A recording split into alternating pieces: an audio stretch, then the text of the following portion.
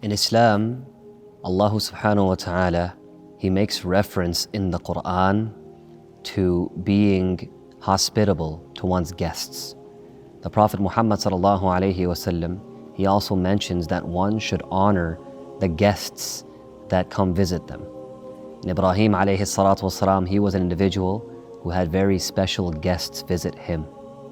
One of the titles given to Ibrahim alayhi salatu wasalam was Abu Dhifan. Abu Dhifan, and this is mentioned in the tafsir of Imam Qurtubi, where he says, Kana Ibrahim alayhi salatu wasalam yukna Abu Dhifan. He was given the title of the father of the guests, or the one who possessed very special guests.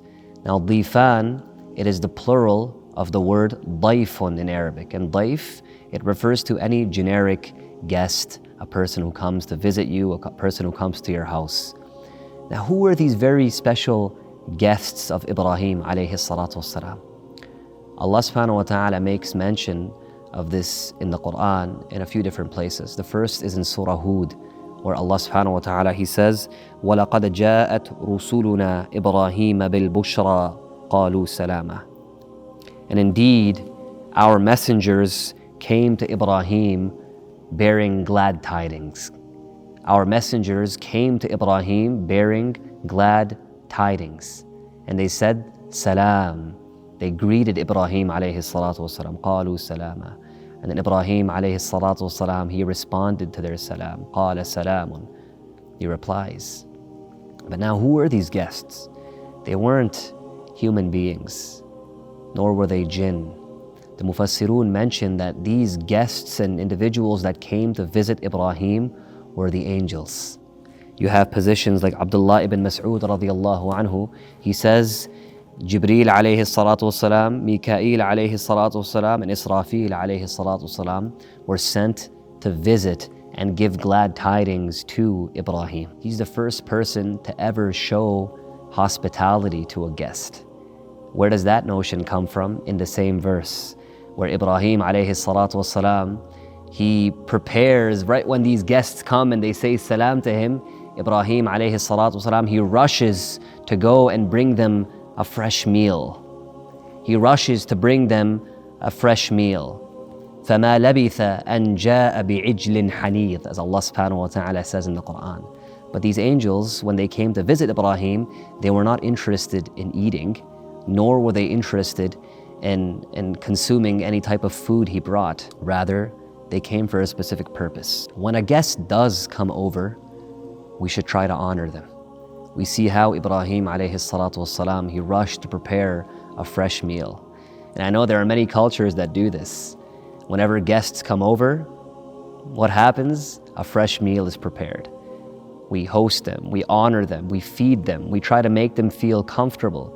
We try to make them feel as if they are at home. We try to make that environment as comfortable for them as possible. And this stems from the tradition of Ibrahim alayhi salatu wassalam.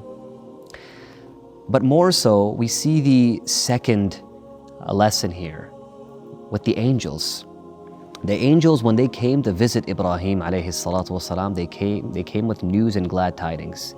They did not want to burden Ibrahim alayhi salatu wasalam. The angel said, O Ibrahim, do not have fear.